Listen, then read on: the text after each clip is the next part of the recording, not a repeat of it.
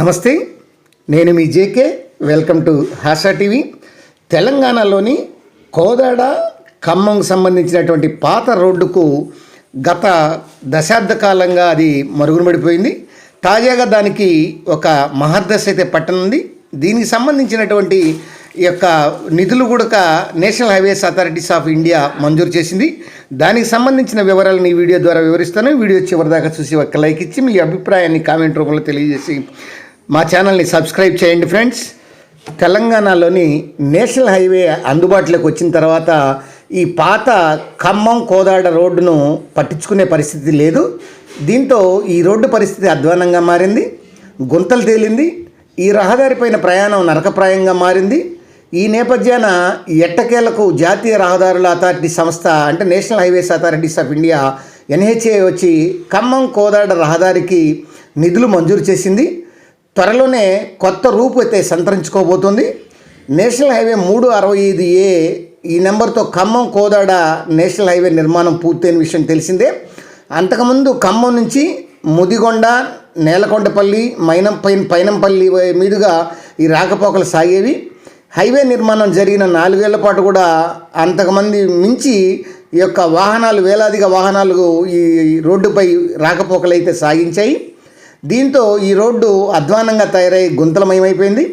ప్రస్తుతం కొత్త హైవే ఈ భారీ వాహనాల రాకపోకలు సాగుతున్నా కూడా పలు గ్రామాలకు ఈ యొక్క ప్రజలు పాతదాన్నే ప్రత్యామ్నాయంగా వాడుతున్నారు.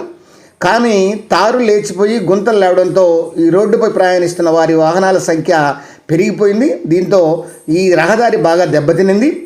ఇంతేకాకుండా ప్రమాదాలు కూడా నిత్యకృత్యమైపోయాయి. అప్పుడప్పుడు మరమ్మతులు చేస్తున్నా కూడా ఈ శాశ్వత పనులు చేపట్టకపోవడంతో చివరకు ఈ జాతీయ రహదారుల అథారిటీ సంస్థ దీన్ని దృష్టి పెట్టి నిధులు మంజూరు చేయడం అయితే జరిగింది. ఇక ఖమ్మం కోదాడ మార్గంలోనే ఈ పాత రహదారిపై కొత్తగా ఈ బీటీ వేసేందుకు, తారు వేసేందుకు 20 కోట్లు మంజూరు చేశారు. ఈ 20 కోట్ల రూపాయలతోటి మొత్తం 18 కిలోమీటర్ల మేర ఈ రోడ్డును అయితే అభివృద్ధి చేస్తారు. ఖమ్మం ముదిగొండ బైపాసు, నేలకొండపల్లి, పైనంపల్లి మీదుగా ఈ కోదాడ వరకు చేపట్టేటువంటి యొక్క పనులకు గాను జాతీయ రహదారుల అథారిటీ సంస్థ నుంచి రాష్ట్ర ప్రభుత్వం ఈ యొక్క ఖాతాలో నిధులు మంజూరు చేశారు.